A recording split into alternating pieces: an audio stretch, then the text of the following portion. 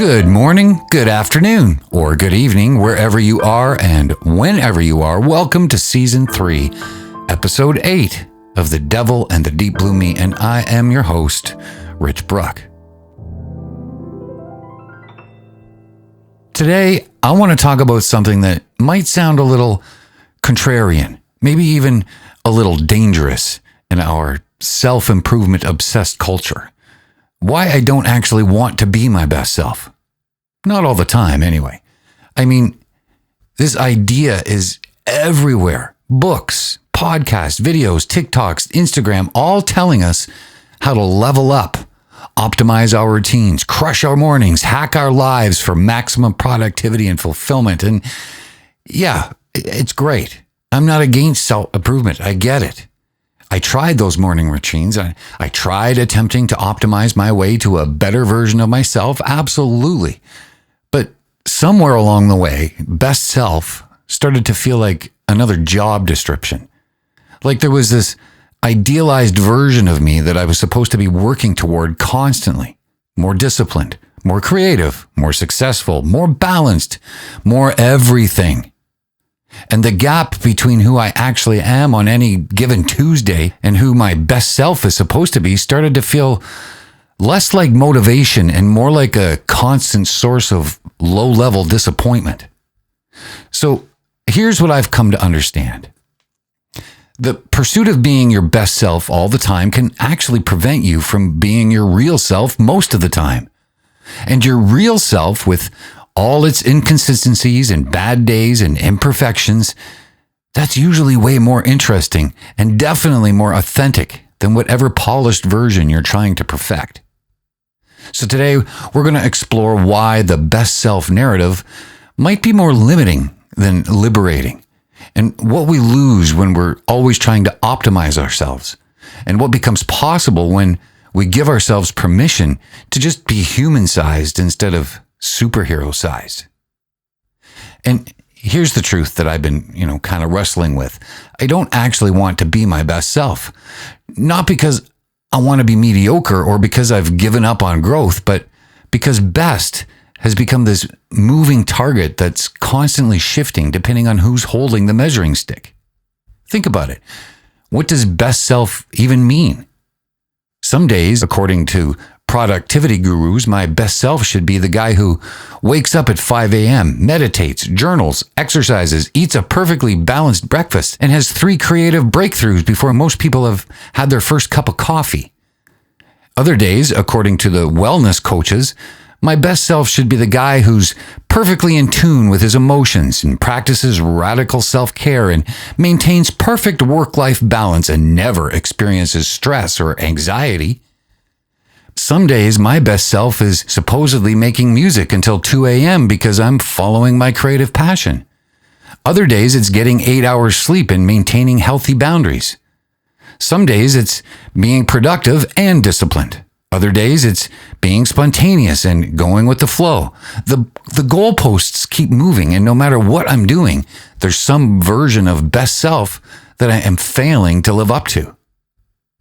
When I was younger, I used to think best self meant polished, like some superhero version of me who never got tired and never procrastinated and never doubted himself, never had creative blocks or relationship conflicts, and certainly never had hard days when putting on pants felt like an accomplishment.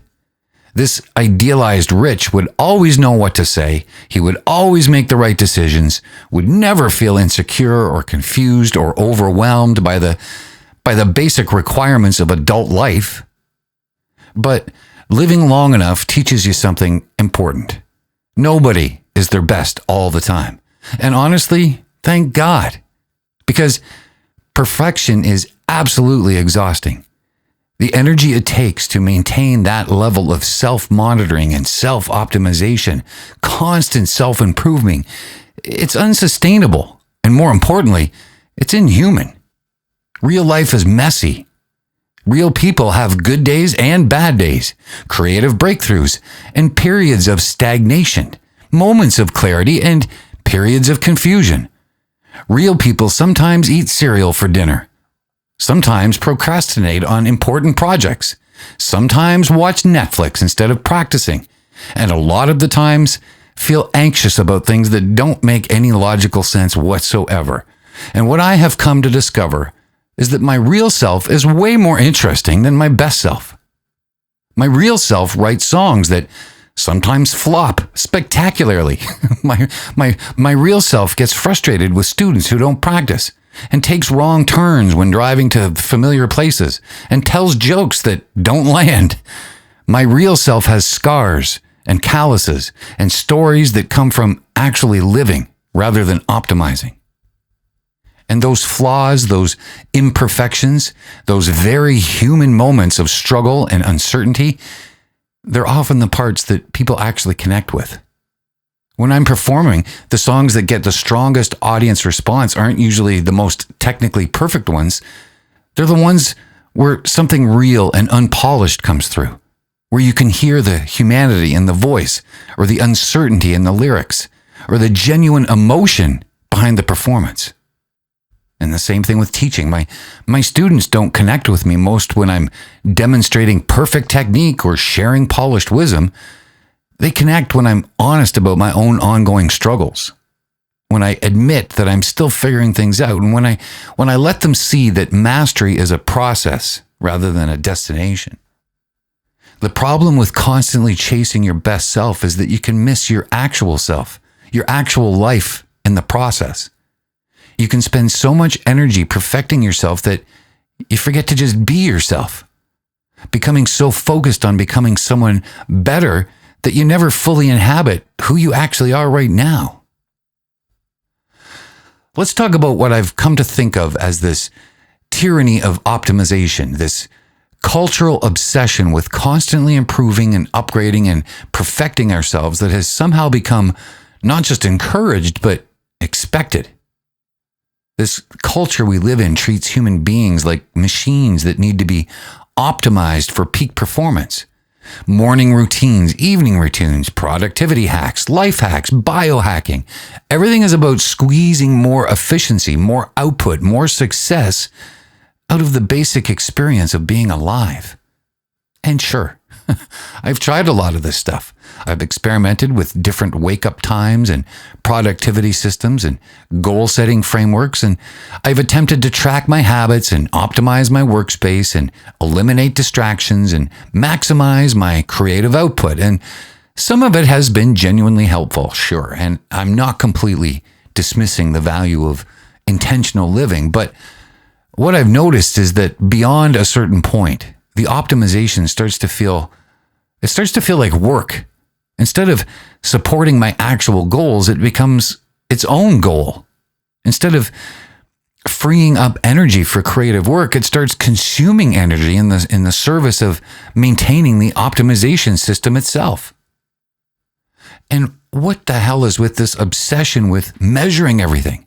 Steps per day, hours of sleep, minutes of meditation, words written, songs completed, social media engagement, productivity scores. When everything is being measured, it starts to feel like everything is being judged. Your worth becomes tied to your metric instead of your experience. The best self narrative treats you like a project to be completed rather than a human being to be lived. It assumes there's some ideal version of you that you should be working toward, and your current self is just a rough draft of that future perfection.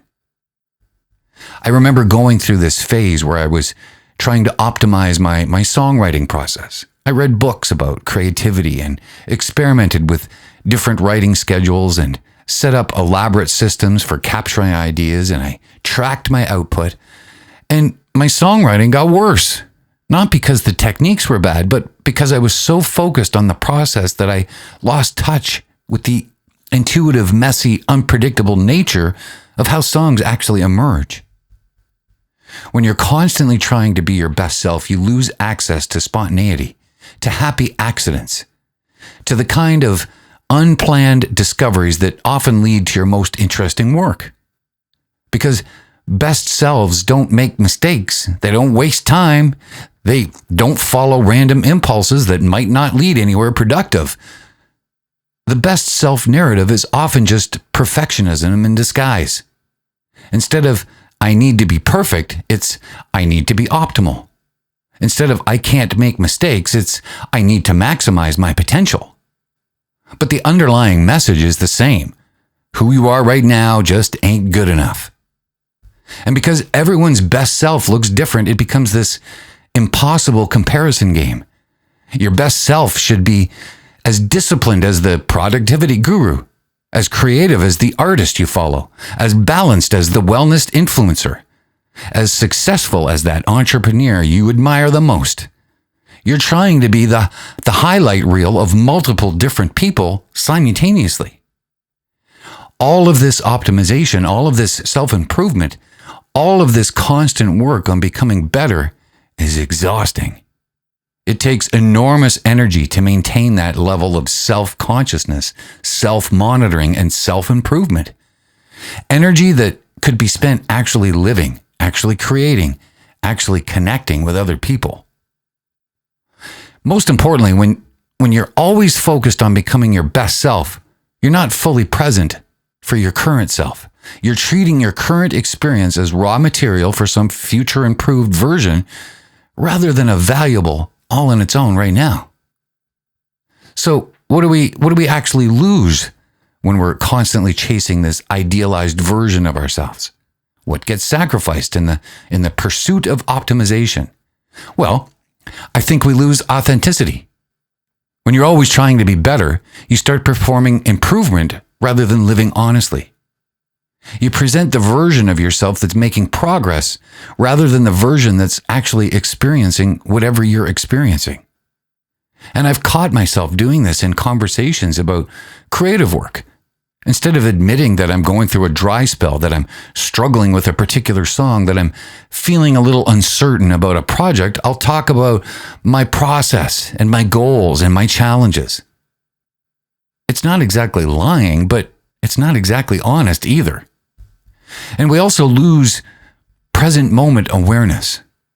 When you're always focused on becoming better, you're not fully here for what's happening right now. You're treating your current experience as a stepping stone to some future improved state, rather than as something worth paying attention to just for its own sake.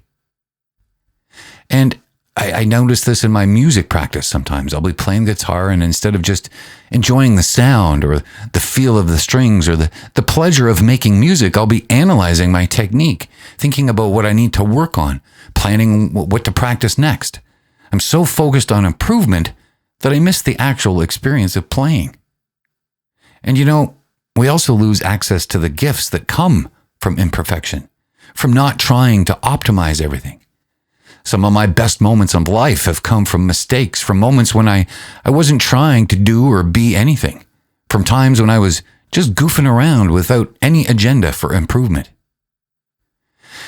And I really don't like the idea of losing the capacity for genuine human connection, because connection happens between real people, not between optimized versions of people. When you're always presenting your best self, other people can't actually see you, which means they can't actually connect with you. The moments when people feel closest to me aren't usually when I'm at my most polished or successful. They're when I'm honest about my struggles, and when I admit uncertainty, and when I let them see the parts of myself that aren't quite figured out yet. And then there is this loss of self-compassion. The best self narrative creates this internal critic that's constantly evaluating whether you're living up to your potential, whether you're making the most of your time, or whether you're being as good as you can be. And that voice becomes relentless. You're not just trying to meet external expectations, you're trying to meet the expectations of this idealized future version of yourself. And that idealized version is always disappointed in your current performance. We also lose touch with the natural rhythms of growth and rest, expansion and contraction, productivity and reflection. The optimization mindset assumes you should be growing constantly, improving steadily, always moving forward, but that's not how human development actually works. Sometimes you need periods of apparent stagnation, times when you're integrating previous growth rather than pushing for new achievement. Sometimes you need to go backward in order to go forward, to unlearn things that aren't serving you anymore. And maybe, even most importantly, we lose the capacity to feel like enough. When there's always a better version of yourself that you should be working toward, when there's always more potential to unlock, always room for improvement, it becomes impossible to ever feel satisfied with who you are right now. So then what's the alternative?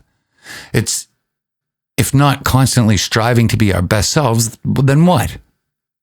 I'm not advocating for giving up on growth or settling for being mediocre. What I'm suggesting is something I think of as being human-sized instead of superhero-sized. Human-sized means accepting that you're going to have good days and you're going to have bad days, times when you're inspired and times when you're just maintaining. It means treating yourself with the same compassion that you'd show a friend of yours who's doing their very best under challenging circumstances. I have found more peace in what I call lowering the bar, not to the point of complacency, but to the point of realistic humanity. Instead of asking, what should my best self do? I started asking, what would be good enough given my actual circumstances at the moment? Some days, my good enough is writing a song that surprises me, or teaching lessons that genuinely help students grow, or having a meaningful conversation with someone that I care about. Other days, my good enough is getting out of bed and putting on my pants. But they both count as showing up to life. Because that's what I think it's really all about, showing up to your actual life instead of the life you think you should be living.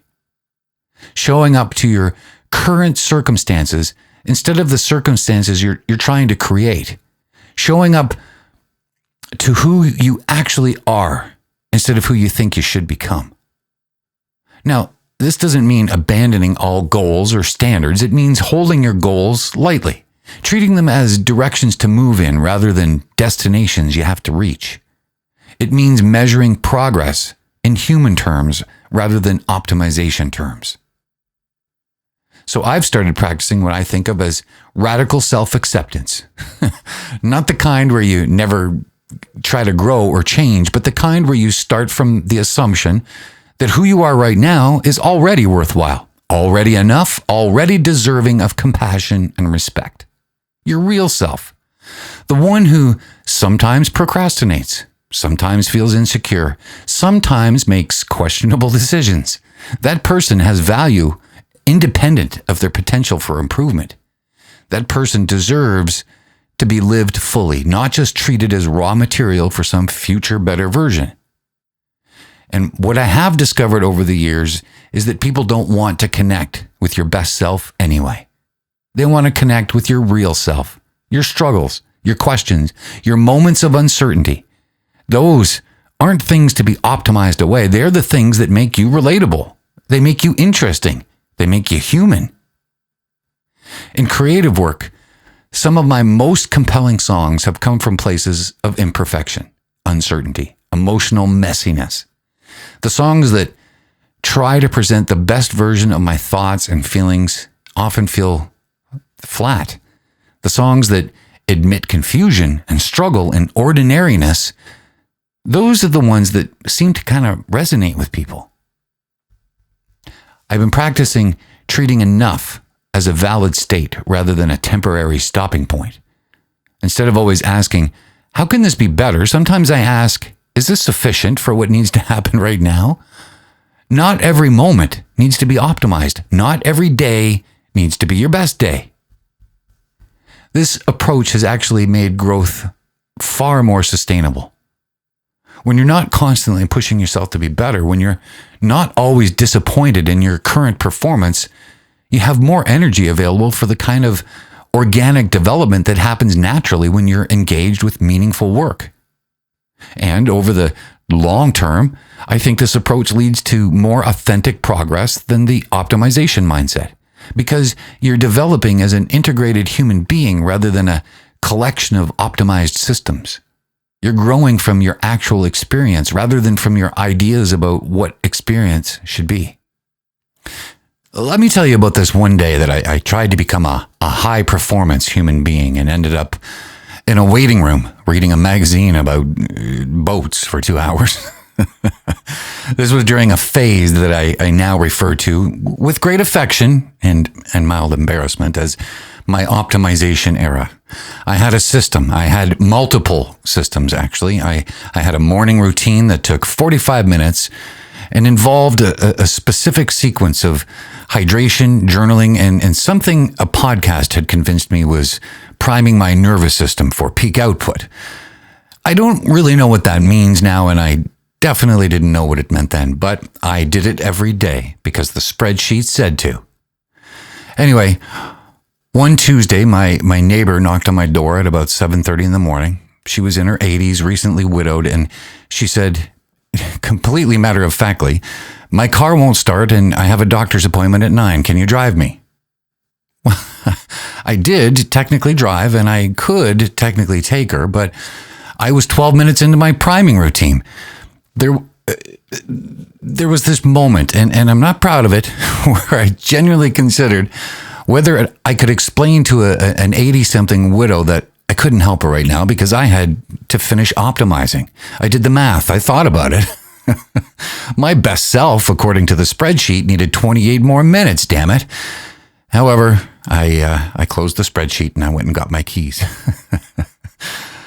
Her appointment ran long, and I sat in the waiting room for almost 2 hours with nothing but a 6-month-old magazine about boats. Then I don't sail. And the particular quality of silence that only seems to exist in medical waiting rooms is quite something. No phone signal worth speaking of, and certainly no tasks that I could, realistically accomplish.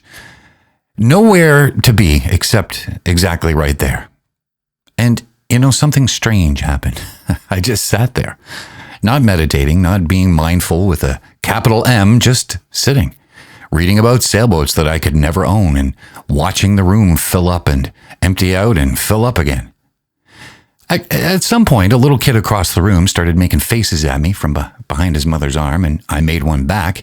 And we had this completely silent, deeply competitive face-making contest for about 10 minutes while his mom read a form and was completely oblivious. Nobody optimized anything, and it was great. When my neighbor came out, she was quiet for a bit in the car, and then she told me her husband used to take her to every appointment for 30 years. And this was the first time that she was going alone since he had passed away. And she said she'd been dreading it for weeks. And she didn't say it like she needed comfort. She said it in a way that people say things when they're just letting them be true out loud for a second. And I said something like, that sounds really hard, which is not by any metric a peak performance response, but she nodded like that was exactly the right thing. And we drove the rest of the way home, mostly in silence, comfortable silence.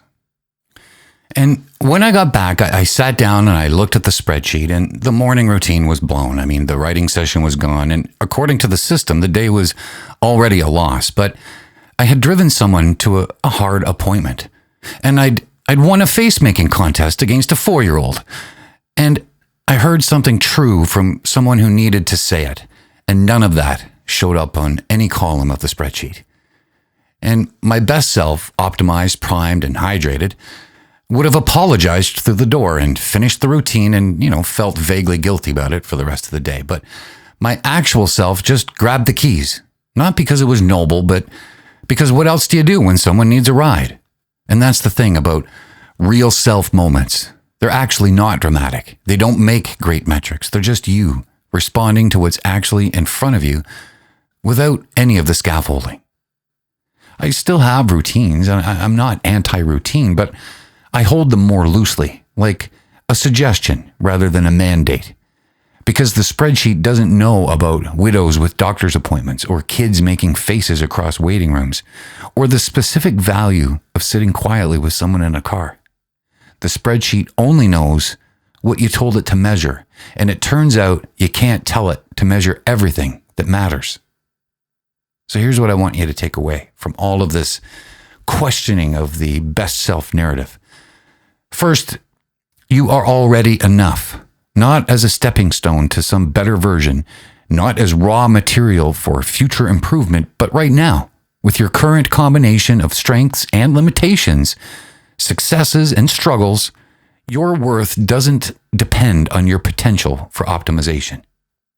Try aiming for human-sized rather than superhero-sized. Instead of asking, what would my best self do? Try asking, what would be good enough given my actual circumstances right now? Sometimes good enough is extraordinary, and sometimes it's ordinary, but both are valid. Your real self is more interesting and more valuable than your best self. Your struggles, uncertainties, imperfections, they aren't bugs to be optimized away. They're features that make you relatable, authentic, and genuinely helpful to other people who are having their own human experiences. So prioritize being present for your actual life over constantly trying to improve your hypothetical life. The day you're living right now, with its unexpected challenges and imperfect responses, is more important than the ideal day you're trying to engineer for tomorrow. The people who matter to you don't want your best self. They want your real self. Connection happens between human beings, not between optimized versions of human beings. Your vulnerability and authenticity are what allow others to see and appreciate you. And finally, sustainable growth comes from self-acceptance, not self-optimization. When you start from a place of being fundamentally okay with who you are right now, you have more energy available for organic development and genuine service to others. So give yourself permission to be unfinished. Give yourself permission to be good enough.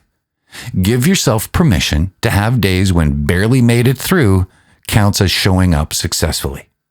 Here's the secret the optimization culture doesn't want you to know. The people who love you don't want your best self. They just want you, the real you, with all of your inconsistencies and all of your imperfections and all the beautifully human contradictions that make up you.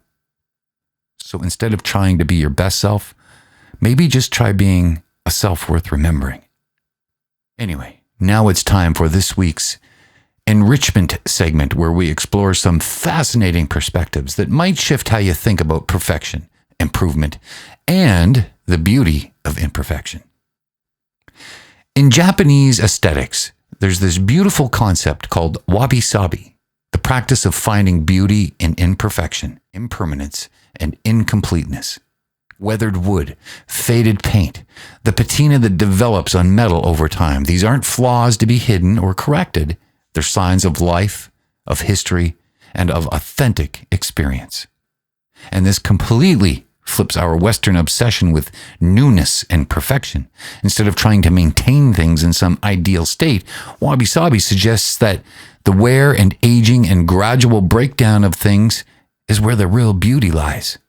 The imperfections tell the story of a life actually lived. There's even a specific Japanese art form called Kintsugi, where broken pottery is repaired with gold or silver lacquer. But here's the beautiful thing. The cracks aren't hidden or disguised. They're highlighted, they're celebrated, and they're made into the most striking feature of the piece. The breakage becomes part of the object's history, not something to be ashamed of, but something to be honored. Imagine if we treated ourselves that way. If we saw our emotional scars and our failures and our moments of breaking down not as flaws to hide, but as golden veins that make us more beautiful, more interesting, and definitely more valuable. What if our imperfections weren't evidence that we need to be fixed, but proof that we've lived fully enough to have some wear and tear? And here's another cultural perspective. The Danish concept of Hygge, which is often translated as cozy, but really it means something closer to comfortable contentment with ordinary pleasures. It's about finding deep satisfaction in simple, imperfect moments. Candlelight and warm blankets. Homemade food that's not Instagram worthy. Conversations that meander without any particular goal. And what strikes me about this is how it celebrates the unoptimized life. Not the life where every moment is maximized for productivity or self-improvement, but the life where there's space for just being present with whatever small comforts are available. It suggests that contentment might come not from achieving your best self, but from appreciating your current self exactly as it is. So there you have it. Some cultural traditions to remind us that there are other ways to think about value and beauty and worth. Maybe the cracks are where the light gets in. Maybe the imperfections are what make us most human. Maybe good enough is actually more than good enough. Maybe it's perfect. And then just for a quick music update, I've been working on some videos lately, and I've been experimenting with what I'm calling first take philosophy. Instead of doing multiple takes or any editing until I get everything technically perfect, I've been keeping the recordings that have all the small mistakes, slight hesitations, moments where my notes or creativity is a little, well, let's just say it ain't perfect. And I'm discovering in those imperfections, they actually make the performances more compelling, not less. There's something about hearing the humanity in a recording, the tiny moments of uncertainty that make music feel alive in a way that polished perfection really never does. And I think that's one of the reasons I've always really liked recordings prior to 1970, where everything was just live off the floor, and they tried to get it as perfect as they could, but they often didn't. And that kind of made it a little more cool to listen to. It's the opposite of optimization mindset that says everything should be as good as it can possibly be. Instead, I'm asking, what serves the song or the performance? What feels honest? What captures the actual experience of making this little bit of music instead of some idealized version of it? And I've actually been releasing a few of these imperfect music sessions in a little segment that I call Songwriter's Sandbox. It's kind of a little series about the beauty of unpolished expression. Not because I think technical sloppiness is inherently better, but because I think there's room in the world for music that sounds like it was made from an actual human being rather than by some optimization algorithm. Anyway, once again, if you would like to follow along with any of these experiments and my musical imperfections, there is a little playlist called Songwriter's Sandbox that you can check out. And you can always find links to my Spotify, Apple, and Amazon in the channel description for my final releases.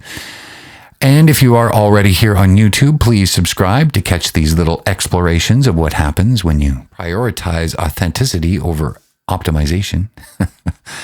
Besides which, your subscription always helps indie artists like myself. A little insignificant click of a button for you can often mean life-altering events for an artist. So please do.